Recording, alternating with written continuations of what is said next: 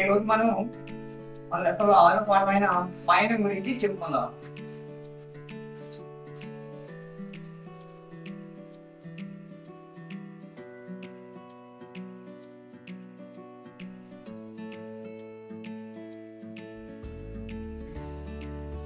పైన పాటలో ప్రక్రియ ఏంటంటే మనకి మాండలిక కథ ప్రక్రియ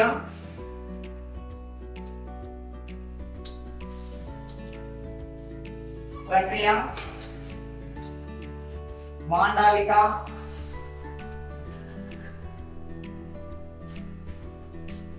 కథ. అసలు మాండలిక కథ అంటే మనకి శ్రీకాకుళంలో ఒక భాష, మన యొక్క విశాఖపట్నంలో ఒక భాష, అదేవిధంగా తూర్పుగోదావరి ఒక భాష, ఇలాగా వేరు వేరు భాషలతో మాట్లాడుతూ ఉంటారు. అలాగా ఇక్కడ శ్రీకాకుళం భాషలో మనకి కథ అనేది రాశారు. అలాగా వేరు వేరు భాషల్లో ఉంటూ ఉంటాయి. ఏదో ఒక భాష తీసుకొని మనకి ఒక కథ రూపంలో రాస్తే అది మాండలిక కథ. ఓకేనా? మాండలిక కథ అంటే అర్థమైందా? ఏదో ఒక ప్రాంతంలో ఒక్కొక్క భాష మాట్లాడుతూ ఉంటారు, ఆ భాషను ఆధారంగా తీసుకుని ఈ కథ రాశారు. కాబట్టి ఇది మాండలిక కథ అయింది ప్రక్రియ. అంటే ప్రక్రియ అంటే ఏంటి? ఆ పాఠము ఏ రూపంలో ఉందో, అంటే అది నాటకం రూపంలో ఉందా, గేయం రూపంలో ఉందా, పద్య రూపంలో ఉందా తెలియజేసే దాన్ని ఏమనుకున్నాము? ప్రక్రియ అనుకున్నాం. కానీ ఈ రోజు మనకి ఈ పాఠం అనేది, పయనమైన పాఠం అనేది ప్రక్రియ ఏంటి? మాండలిక కథ. మాండలిక కథ అంటే అక్కడ ఆ ప్రాంతం వాళ్ళు ఏ భాషలో మాట్లాడతారో ఆ భాష విధంగా మనకి ఈ యొక్క కథ అనేది ఈ పాఠంలో రాయడం జరిగింది. అందుకే ఇక్కడ ప్రక్రియ మాండలిక కథ అయింది. నెక్స్ట్ ఇతివృత్తం ఏంటి అంటే సామాజిక స్పృహ. ఇతివృత్తం ఏంటి పాఠంది?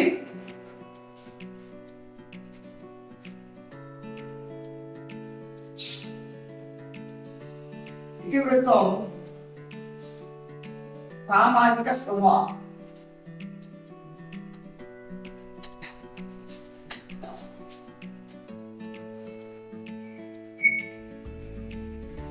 ఇతివృత్తం సామాజిక స్పృహ. అసలు సామాజిక స్పృహ అంటే ఏంటి? మనకి కొంతమంది రైతులు ఉంటారు, కొంతమంది కూలీలు ఉంటారు, ఇలా కొంతమంది పని చేసే వాళ్ళు ఉంటారు. వీళ్ళందరూ కూడా ఏదో పని గురించి వేరొక ప్రాంతానికి వెళ్తూ ఉంటారు. అక్కడ ఆ ప్రాంతంలో కష్టపడుతూ ఉంటారు. అంటే జీవనోపాధి కోసం, బ్రతుకు తెరువు కోసము వాళ్ళు కష్టపడుతూ ఉంటారు. వాళ్ళ యొక్క కష్టం గురించి, వాళ్ళ యొక్క శ్రమ గురించి, జీవన విధానం గురించి విద్యార్థులకు తెలియజేయడానికి చెప్పడమే ఇది మనకి సామాజిక స్పృహ. సామాజిక స్పృహ అంటే ఈ యొక్క శ్రమ గురించి, కష్టం గురించి, ఆ రైతు యొక్క కష్టం గురించి, శ్రమ గురించి, జీవన విధానం గురించి విద్యార్థుల్లో చైతన్యపరిచే విధంగా చెప్పడానికి తెలియజేసేదే సామాజిక స్పృహ. ఓకేనా? అయితే మనకి చదవండి, ఆలోచించండి. అలాగనేది చిన్నది ఇచ్చారు, చూడండి ఒకసారి. వర్షములు లేక ప్రజలల్లో వలసపోగా పల్లెటూళ్ళన్ని కలదప్పి పాడుబడియే పంచరంగుల చిలక లంచంతబడిన వసతులెల్లను ఈనాడు వల్ల కాడు. ఒక్కసారి మళ్ళీ చూడండి. వర్షములు లేక ప్రజలల్లో వలసపోగా పల్లెటూళ్ళన్ని కలదప్పి పాడుబడియే పంచరంగుల చిలక లంచంతబడిన వసతులెల్లను ఈనాడు వల్ల కాదు. అంటే వలసలు లేక ప్రజలు వలసపోగా అంటే వలసలో లేకపోవడం వల్ల ప్రజలందరూ ఏం చేస్తున్నారు? వాళ్ళ ప్రాంతం నుంచి వేరొక ప్రాంతానికి వెళ్ళిపోతున్నారు. అదే విధంగా పల్లెటూళ్ళన్నీ ఖాళీ దిబ్బ పాడుపడియే, పల్లెటూళ్ళన్నీ కూడా ఏమైపోతున్నాయి? ఖాళీ అయిపోయి ఒక పాడైపోయిన పాడి దిబ్బ వల్లే ఉండిపోతున్నాయి. పంచరంగుల చిలక లంచంచబడిన, పంచరంగుల్లా ఉన్న ఆ యొక్క పల్లె ప్రాంతం అంతా కూడా మనకి అంత అందంగా ఉన్న ఈ యొక్క పల్లె ప్రాంతం అంతా కూడా పాడుపడినట్లు కనిపిస్తుంది. వసతులు ఎల్లను ఈనాడు వల్ల కాడు. వాళ్ళందరూ కూడా వెళ్ళిపోవడం వల్ల అక్కడ ఆ యొక్క ప్రాంతం, ఆ గ్రామీణ ప్రాంతం అంతా కూడా ఎలా ఉంటుంది? మనకు వల్లకాడుగా కనిపిస్తుంది అని చెప్పేసి మనకి పద్యం ద్వారా చెప్పారు.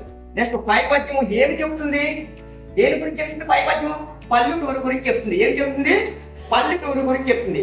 పల్లెలు ఎందుకు కలదప్పాయి? వాళ్ళు ఇంకొక ప్రాంతానికి వలసపోవడం వల్ల కలదప్పాయి. మీరు ఇలా వెళ్ళేవారి గురించి తెలుసా మీకు? ఇలా వెళ్ళేవారు ఎప్పుడైనా కూడా పండగపోతే ఒక ప్రాంతం నుంచి మరొక ప్రాంతానికి వెళ్ళిపోయిన వాళ్ళ గురించి తెలుసా తెలీదా? తెలుసా? ఓకే, తెలుసు. అయితే నెక్స్ట్ ఈ పాఠం యొక్క ఉద్దేశం ఏమిటి? పాఠం యొక్క ఉద్దేశం ఏంటి అసలు? రైతులు, సన్నకారు రైతులు, నెక్స్ట్ కూలి పని చేసుకున్న వారు, వీళ్ళందరూ కూడా ఒక ఊరి నుండి మరొక ప్రాంతానికి వలసపోతూ ఉంటారు. ఎందువల్ల? వాళ్ళకి జీవనోపాధి గడవడానికి. అసలు వలస అంటే ఏంటి? వలస అంటే ఏంటి? ఒక ప్రాంతం నుంచి మరొక ప్రాంతానికి వెళ్ళిపోవడాన్నే వలస అంటారు. దేనికి వెళ్ళిపోతున్నారు? కూలి పని నిమిత్తం. ఇక్కడ కరువు కాటకాలు ఏర్పడ్డాయి, వర్షాలు పడటం లేదు, పంటలు పండటం లేదు. అందువల్ల రైతులు, చిన్నకారి రైతులు, నెక్స్ట్ కూలి పని వాళ్ళందరూ కూడా మరొక ప్రాంతానికి వెళ్ళిపోతున్నారు. మరి వెళ్ళిన వారి గురించి, వారి శ్రమను, వారి జీవనోపాధులు, వాళ్ళ యొక్క కష్టాన్ని ఈ యొక్క విద్యార్థులకు చైతన్యపరచడానికి చెప్పేదే ఈ పాఠం యొక్క ఉద్దేశం. ఓకేనా? అర్థమైందా ఉద్దేశం దేని గురించో? ఈ యొక్క బ్రతుకు తెరువు కోసం వెళ్ళిపోయిన వాళ్ళ యొక్క కష్టాల గురించి, శ్రమ గురించి, జీవనోపాధి గురించి విద్యార్థులకు ఏ విధంగా ఉంటుందో అది తెలియజేయడం గురించి చెప్పేదే ఈ పాఠం. ఓకేనమ్మా? నెక్స్ట్ కవు పరిచయం చూద్దాం.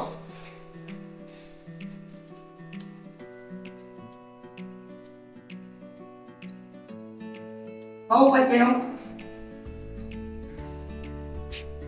పరిచయంలో కవి గారి పేరు, ఈ పాఠం రాసిన కవి గారు పేరు,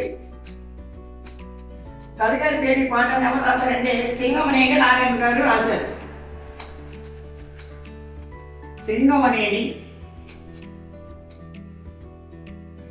నారాయణ గారు, సింగమనేని నారాయణ గారు రాశారు.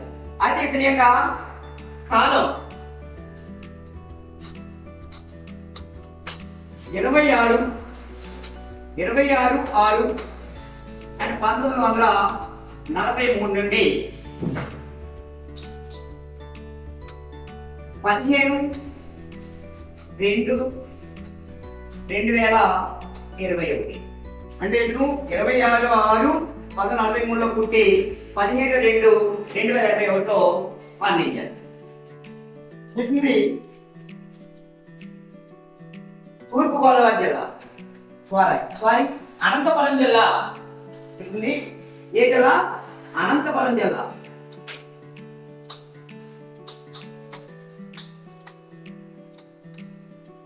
అనంతపురం జిల్లా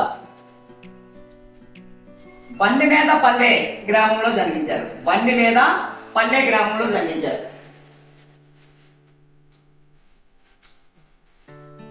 బండి మీద పల్లె గ్రామంలో జన్మించారు.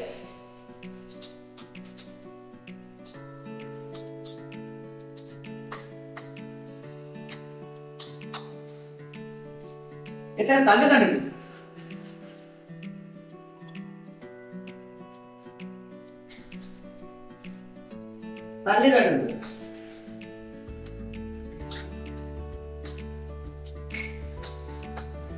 సంజమ్మ రామప్ప.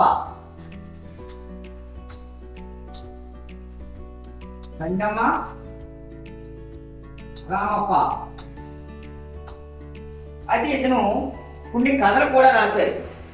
ఇతను రాసిన కథల్లో సీమ కథ, జోదము, అనంతము, సింగమనేని కథలు, ఇలాగా కొన్ని కథలు రాశారు. కథలు ఏంటి అంటే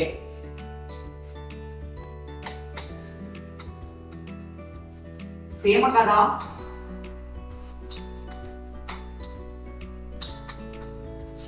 జోదము,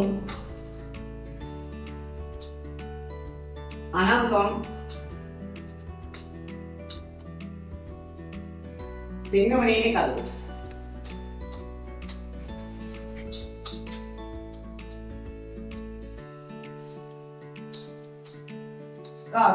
కొన్ని కథలు రాశారు. ఇక్కడ రాసిన కథలు ఏంటి ఒకసారి చూడండి. సీమ కథ, జోదము, అనంతము, సింగమనేని కథలు. అయితే ఇవి ఎంతగానో తనకి చాలా పేరు తెచ్చాయి. అందువలన ఇతనికి కొన్ని పురస్కారాలు కూడా లభించాయి. మన యొక్క ఆంధ్ర ప్రభుత్వం నుండి కళారత్నం, నెక్స్ట్ తెలుగు విశ్వవిద్యాలయం నుండి సాహిత్య పురస్కారం అనేది లభించాయి. ఇతనికి పురస్కారాలు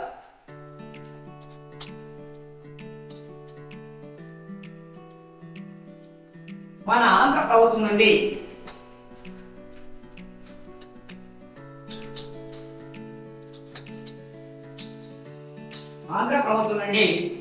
ఇతనికి కళారత్నం అనే పురస్కారం. నెక్స్ట్ తెలుగు విశ్వవిద్యాలయం నుండి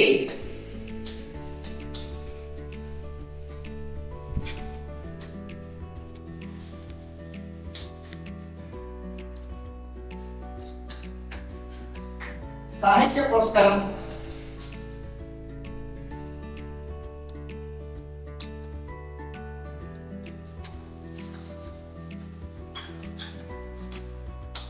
లభించాయి. అయితే ఈ ప్రస్తుత పాఠ్య భాగము సింగంనేని నారాయణ గారు రచించిన అనంతం అనే కథలోని సంపుటంలో ఉన్నది. ఈ ప్రస్తుత పాఠ్య భాగం ఎక్కడి నుంచి వచ్చింది? సింగంనేని నారాయణ గారు రచించిన అనంతం కథలోని సంపుటలోనిది ఈ పాఠ్య భాగం. ఓకే, కౌపత్యమా మీకు అర్థమైందా? ఒకసారి చూడండి. కవి గారి పేరు పాఠం రాసింది, పైన పాఠం రాసిన వారు ఎవరు? సింగంనేని నారాయణ గారు. మరి అతని కాలం 26/6/1943 నుండి 17/2/2021. మరి అతని యొక్క జిల్లా అనంతపురం జిల్లా బండినేలపల్లె గ్రామంలో జన్మించారు. మరి తల్లిదండ్రులు ఎవరు? సంజమ్మ, రామప్ప. మరి తల్లి ఎవరు? సీమ కథ, జోదము, అనంతము, సింగంనేని కథ. మరి పురస్కారాలు అతనికి ఏం లభించే? ఆంధ్ర ప్రభుత్వం కళారత్నం ఇచ్చింది.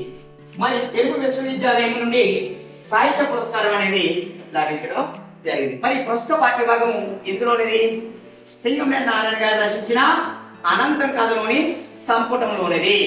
అనంత కథలు ఉన్నాయి లేదా? మనకి ఇక్కడ కథలోని చూడండి, అనంతం కథలోని ఈ పాఠ్య భాగం నుండి తీయడం జరిగింది. ఓకేనా? ఇప్పుడు పైన పాఠాన్ని ఒకసారి కథ చెప్పుకుందామా? ఓకే.